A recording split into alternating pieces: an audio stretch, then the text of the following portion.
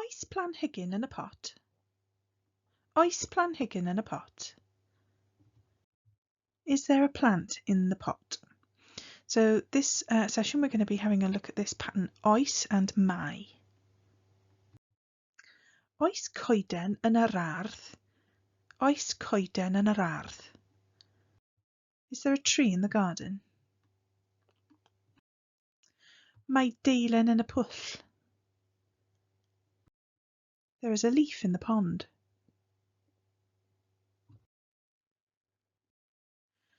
Mae hadau gyda fi. Mae hadau gyda fi. I have seeds.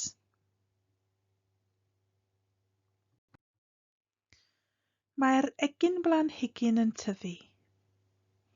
Mae'r egin blanhigyn yn tyfu. The seedling is growing. Egin blanhigyn is a beautiful word, don't you think? Mae'r egin blanhigyn yn tyfu. Mae blodyn yn y pot. There is a flower in the pot. Mae'r can dyfrio yn llawn. Mae'r can dyfrio yn llawn. The watering can is full. Mae'r pridd yn wlyb. Mae'r pridd yn wlyb. The soil is wet. Mae'r pridd yn wlyb. Oes potyn blodau yn y shed? Oes potyn blodau yn y shed? Is there a flower pot in the shed? Does dim gardd gyda fi. Does dim gardd gyda fi. Sgen I ddim gardd.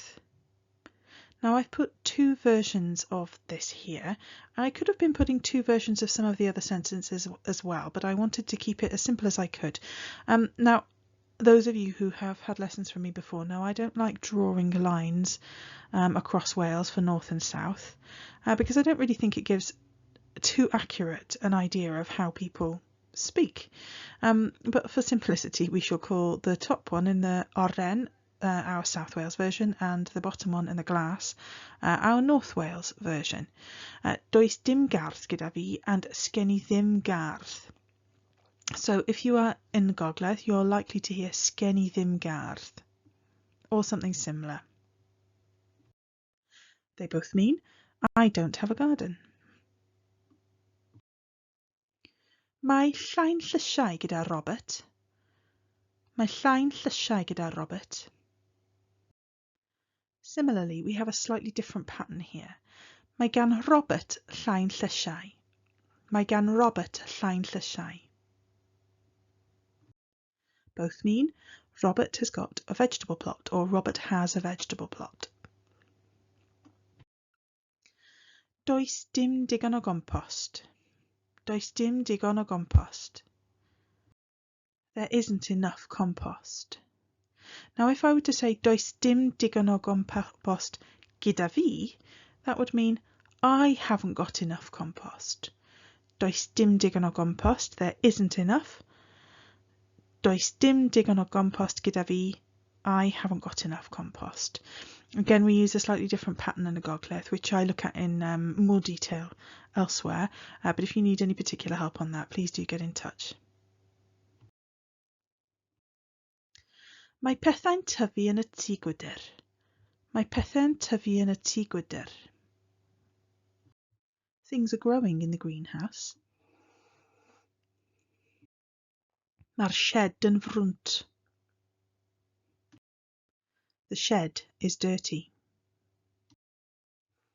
So you have a few patterns here which are related to some of the patterns you may have learned in the past about how to say you've got something, mae cath gyda fi, or mae gen I gath. I've got a cat in the South and North Welsh versions there.